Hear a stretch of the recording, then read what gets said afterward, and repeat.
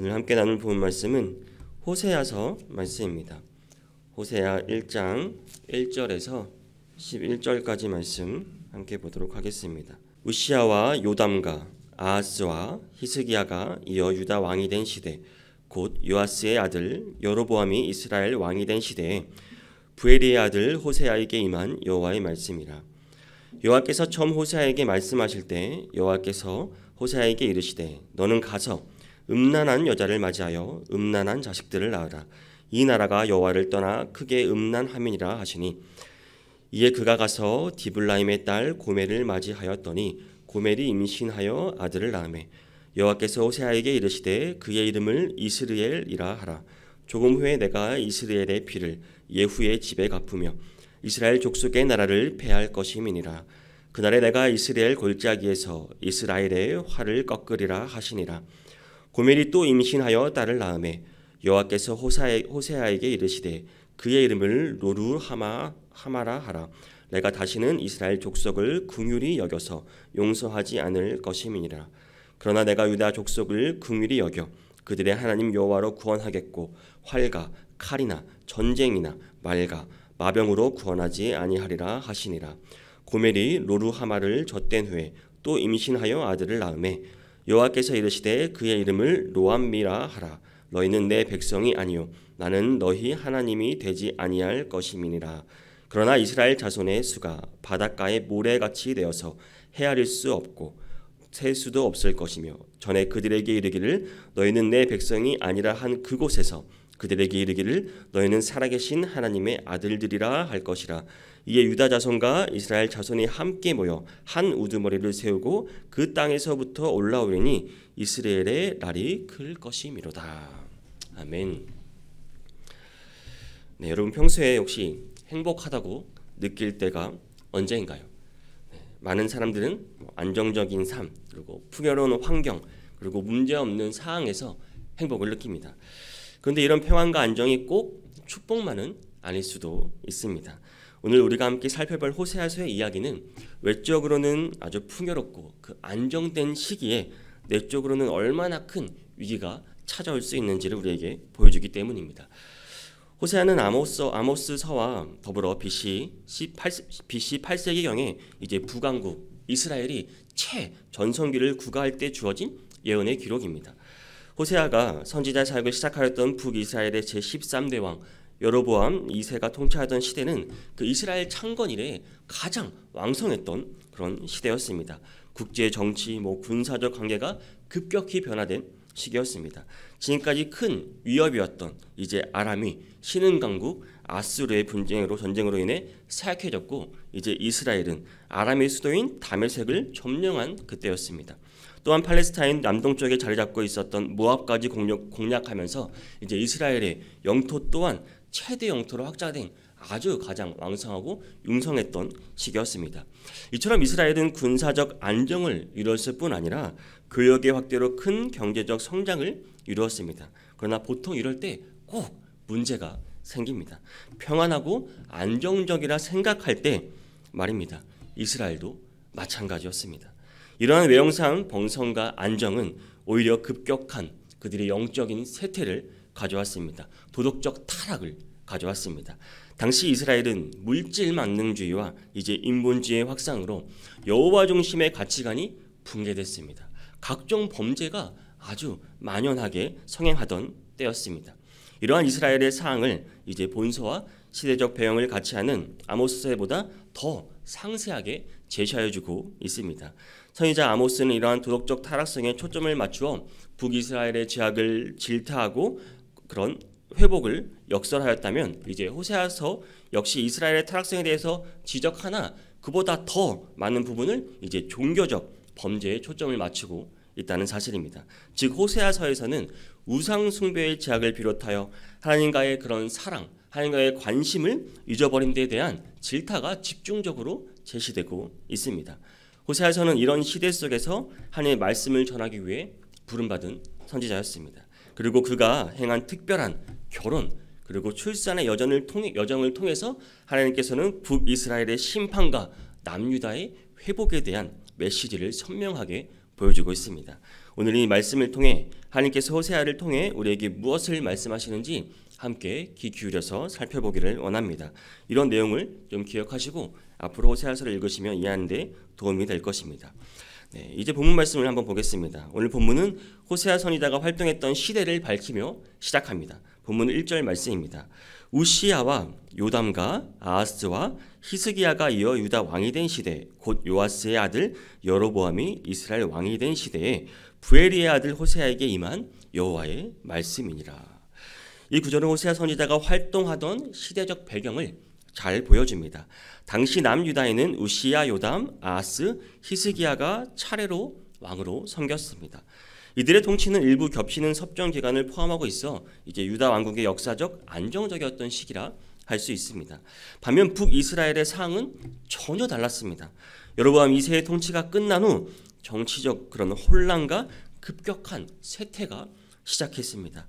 그의 아들 스가랴는 6개월 만에 살룸에게 살해당했고 이어 살룸도 1개월 만에 무나헴에게 죽임을 당했습니다. 그 들으리온 무나헴의 아들 부기히야 역시 베가에 의해 살해되었으며 결국 베가도 아수르의 디글랏 발레셀의 침략을 받고 북이스라엘의 멸망이 서서히 다가오고 있을 때였습니다. 마지막 왕인 호세아 때에 이르러 주전 722년 이제 북이스라엘은 아수르의 살마네셀 왕에게 정복당하며 역사 속으로 사라지게 됩니다. 호세아는 이러한 혼란 속에서 대략 40여 년 동안 이제 사역을 이어갔습니다. 그는 여로보암 2세 통치 말기부터 남유다의 히스기야 시대까지 활동하며 하나님의 말씀을 선포했습니다. 하지만 호세아는 북이스라엘의 나머지 왕들을 구체적으로 언급하지 않습니다. 왜일까요? 그 이유는 하나님께서 다윗 왕조를 통해 이루실 그 약속의 계보를 남유다를 두셨기 때문입니다. 남유다의 회복을 말하고 있기 때문입니다. 북이스라엘의 왕조는 계속해서 변하고 또 불안정했지만 하나님께서는 남유다를 통해 구원의 역사를 이루시겠다는 언약을 충실히 지키고 계셨던 것입니다. 이처럼 호세아의 사역 시대는 겉으로는 정치적 혼란과 멸망의 위기가 있었지만 동시에 하나님의 구원의 계획 또한 변함없이 이어지고 있음을 우리에게 보여주고 있습니다. 이는 오늘날 우리에게도 마찬가지입니다. 아무리 여러분 세상이 혼란스러워 보여도 하나님의 계획은 결코 흔들리지 않는다는 사실입니다. 이제 하나님께서 호세아의 삶을 통해 구체적으로 어떻게 말씀하셨는지 한번 살펴보겠습니다. 호세아서는 다른 예언서와는 달리 선지자의 결혼 이야기로 시작합니다. 이는 단순한 가정사가 아니라 하나님의 백성 이스라엘에게 주시는 강력한 메시지를 담고 있다는 사실입니다. 본문 2절을 보겠습니다. 여호와께서 처음 호세아에게 말씀하실 때 여호와께서 호세아에게 이르시되 너는 가서 음란한 여자를 맞이하여 음란한 자식들을 낳아라. 이 나라가 여호와를 떠나 크게 음란함이니라 하시니. 하나님께서 호세아에게 음란한 여자를 아내로 맞이라고 명령하셨습니다. 이 명령은 인간적으로 이해하기 어려울 수 있습니다. 그러나 이것은 단순한 여러분 결혼이 아닙니다. 이스라엘과 하나님의 관계를 우리에게 보여주는 사건입니다. 고면은 영적으로 하나님을 배신한 이스라엘을 상징하는 것입니다. 호세아는 그럼에도 불구하고 이스라엘 끝까지 사랑하시는 하나님의 모습을 나타냅니다. 하나님은 호세아에게 고멜과 결혼하고 그녀가 낳은 자녀들까지 품으라고 명령하신 겁니다. 그것을 몸소 호세아는 하나님의 명령을 스스로 본인의 삶으로 증명한 것입니다. 이 결혼 이야기를 통해 하나님은 단순히 말씀만으로 사랑을 전하시는 것이 아니라 호세아의 그 삶을 통해 그 사랑을 더 구체적으로 확증하시고 우리에게 극적으로 보여주시는 것입니다. 이는 죄로 물든 이스라엘을 향한 하나님의 끝없는 사랑과 은혜를 상징하는 것입니다. 호세아의 결혼은 단지 북이스라엘의 문제를 지적하는 데 그치지 않습니다. 오늘날 우리에게도 여러분, 우리가 어떠한 모습일지라도 하나님은 결코 우리를 포기하지 않으신다는 그런 소망의 메시지를 우리에게 또한 전하고 있는 것입니다. 이제 호세아의 자녀들의 이름에 담긴 하나님의 메시지를 한번 살펴보겠습니다. 호세아와 고멜의 결혼 이후 태어난 세 자녀의 이름은 단순히 가족의 이야기가 아닙니다. 이 자녀들의 이름에는 하나님께서 이스라엘과 남유다에게 전하고자 하신 중요한 메시지를 담고 있습니다. 이 장면은 마치 이사야가 이제 자신의 자녀들의 이름을 통해 회복과 심판을 상징적으로 전했던 전했던 것과도 유사합니다. 각각의 자녀들의 이름을 한번 담긴 그 메시지를 한번 살펴보겠습니다. 첫째 아들의 이름은 이스르엘입니다. 본문 4절과 5절입니다. 여호와께서 호세아에게 이르시되 그의 이름을 이스르엘이라 하라. 조금 후에 내가 이스라엘의 피를 예후의 집에 갚으며 이스라엘 족속의 나라를 패할 것임이니라. 그날에 내가 이스라엘 골짜기에서 이스라엘의 활을 꺾으리라 하시니라. 이스라엘은 하나님이 흩으신다라는 뜻을 가지고 있습니다. 이 이름은 북이스라엘의 심판을 상징적으로 예고하고 있는 것입니다. 역사적으로 이스라엘은 이제 예후가 아벨제를 심판했던 장소로도 유명합니다. 그러나 이번에는 예후의 집이 하나님의 심판을 받게 될 것임을 말하고 있습니다. 특히 활을 꺾는다는 표현은 이제 군사적 힘을 무력화시키는 것을 의미합니다. 이는 북이스라엘이 하나님께 불순종함으로 인해 그들의 군사력마저 이제 아무 의미 없다는 것을 우리에게 말해주고 있습니다. 첫째 아들 이스라엘의 이름은 북이스라엘 몰락과 하나님의 심판의 시작을 상징적으로 우리에게 보여주고 있는 것입니다. 두 번째로 태어난 딸의 이름은 로루하마입니다. 이 이름이 전하는 메시지는 본문 6절과 7절에 나타납니다. 고멜이 또 임신하여 딸을 낳음에 여호와께서 호세아에게 이르시되 그의 이름을 로루하마라 하라. 내가 다시는 이스라엘 족속을 긍휼히 여겨서 용서하지 않을 것임이니라. 그러나 내가 유다 족속을 긍휼히 여겨 그들의 하나님 여호와로 구원하겠고 활과 칼이나 전쟁이나 말과 마병으로 구원하지 아니하리라 하시니라. 로루하마는 긍휼히 여김을 받지 못하는 자라는 뜻입니다. 이 이름은 하나님께서 더 이상 이제 북이스라엘에게 북이스라엘을 긍휼히 여기지 않으시겠다는 선언을 담고 있는 것입니다. 이는 하나님의 은혜를 계속 이제 거절해온 북이스라엘이랑 대한 엄중한 하나님의 심판이기도 합니다. 하지만 바로 이어지는 7절에서는 반면에 남유다에 대한 하나님의 긍휼과 구원이 대조적으로 나타납니다. 하나님께서는 남유다를 군사적인 힘이 아닌 오직 자신의 능력으로 구원하시겠다고 말씀하십니다. 이는 하나님의 긍휼과 구원이 여전히 남유다를 향해 열려 있음을 우리에게 또한 보여주고 있다는 사실입니다. 세 번째로 태어난 둘째 아들의 이름은 로암미입니다. 8절과 9절을 함께 보겠습니다. 고멜이 노루하마를 젖댄 후에 또 임신하여 아들을 낳음에 여호와께서 이르시되 그의 이름을 로암미라 하라. 너희는 내 백성이 아니요 나는 너희 하나님이 되지 아니할 것임이니라. 로암미는 나의 백성이 아니다라는 뜻을 가지고 있습니다. 이 이름은 이스라엘과 하나님 사이에 이제 언약적 관계가 끊어졌음을 우리에게 보여주고 있습니다. 이스라엘이 하나님을 버리고 우상을 섬겼습니다. 영적 음란에 빠진 결과 하나님께서는 그들을 자신의 백성으로 인정하지 않으시겠다고 말씀하고 계신 것입니다. 로암미의 이름은 하나님의 백성으로부터 그런 정체성을 잃은 이스라엘의 비극적인 상태를 그대로 보여주는 것입니다. 그러나 이 선언은 완전한 포기와 끝을 의미하는 것은 아닙니다. 이는 이스라엘이 회개하고 하나님께 돌아오기를 바라시는 하나님의 관심과 또 하나님의 경고이기도 하지만 하나님의 사랑의 표현이기도 한 것입니다. 고멜과 또 그녀가 낳은 세 자녀의 이름은 하나님이 북이스라엘의 죄악과 심판을 상징합니다. 그러나 이 심판은 단순한 저주로 끝나지는 않습니다. 하나님께서는 여전히 남유다를 통해 회복의 길을 열어두셨으며 심판의 메시지 속에서도 그들이 계속 돌아오기를 간절히 바라고 계신 것입니다. 하나님은 자녀들의 이름을 통해 북이스라엘의 심판과 동시에 경고의 메시지를 전하셨습니다. 그분의 사랑과 긍휼을 또한 잊지 않으셨습니다. 이제 우리는 이러한 하나님의 심판과 사랑의 균형 속에서 오늘날 우리에게 주는 교훈이 무엇인지 깊이 묵상해 볼 필요가 있습니다. 심판의 메시지 속에서도 여러분 하나님께서는 희망의 약속을 놓지 않으십니다. 본문 10절과 11절입니다.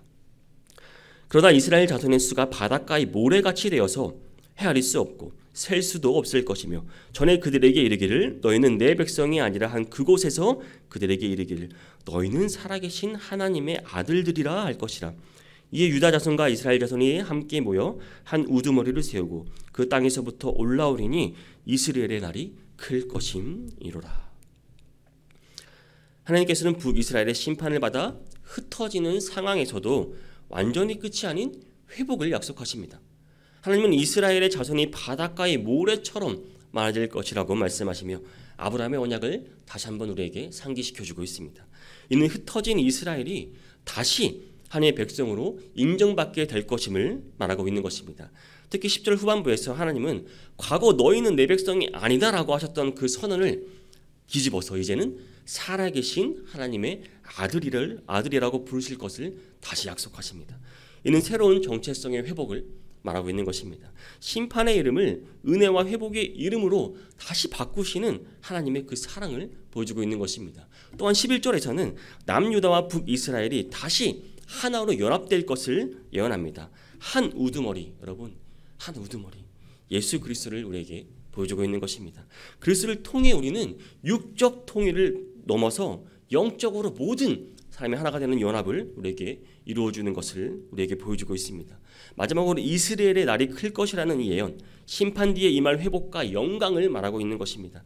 하나님께서는 심판으로 끝내지 않으시고 반드시 새롭게 하시고 구원의 날을 우리에게 여러분 예비하고 계신다는 사실입니다. 사랑하는 성도 여러분, 우리는 때로 하나님의 은혜, 징계를 경험할 수 있습니다. 그 안에서도 하지만 하나님의 구원과 또 회복의 약속은 여전히 유효하다는 사실입니다. 하나님께서는 우리를 그 다음 본문에 나오는 호세아서 2장 1절처럼 또 안미라 하고 누아마라 부르시는 분이라고 우리에게 기억하시기를 바랍니다. 여러분, 사랑하는 성도 여러분, 오늘 본문을 통해 우리는 먼저 기억해야 할 것은 우리의 삶 자체가 하나님의 메시지가 되어야 한다는 사실입니다. 하나님께서는 호세아에게 단순히 말씀만 전하러 가신 것이 아닙니다. 그의 삶, 호세아의 삶을 통해 그 시대의 백성들에게 하나님의 사랑과 하나님의 심판을 보여주라고 명령하신 것입니다. 호세아는 여러분 음란한 여인과 결혼을 했습니다. 고멜과 결혼을 하고 그녀가 낳은 자녀들까지 책임지며 하나님의 말씀을 그의 가정을 통해 생생하게 전달했던 것입니다. 북이스라엘은 더 이상 소망이 없고 심판밖에 남지 않았음을 그의 삶으로 보여주고 있는 것입니다. 우리는 종종 하나님의 뜻을 이해하지 못할 때가 많습니다. 그러나 이해하지 않은 상황 속에서도 여러분 우리는 하나님의 말씀을 순종해야 하는 것입니다. 우리의 삶으로 하나님의 사랑과 진리를 나타낼 때 우리는 이 세상 속에서 하나님의 살아있는 메시지가 우리 삶이 되고 우리가 바로 그 메시지가 될 수 있다는 사실입니다. 오늘 우리의 삶은 무엇을 말하고 있습니까? 여러분, 하나님께서 우리를 통해 보여주고 하시는 메시지는 무엇일까요? 우리 모두가 우리의 삶을 통해 하나님의 사랑을 전하고 세상을 그리스도께로 인도하는 빛과 소금의 역할을 오늘 우리 삶에서 그것이 드러날 수 있기를 간절히 소망합니다. 또 오늘 본문에서 또 우리에게 남유다만이 여러분 긍휼히 여기심을 받고 구원을 얻을 것임을 다시 한번 또 우리에게 확인시켜주고 있습니다. 이는 하나님께서 다윗의 계보를 통해 이루실 구원의 계획을 우리에게 강조하고 있는 것입니다. 북이스라엘은 멸망의 길을 걸었지만 하나님께서는 남유다를 통해 예수 그리스도를 보내심으로 온 인류를 위한 구원의 문을 여셨습니다. 심판 또한 또 복음의 중요한 요소이기도 합니다.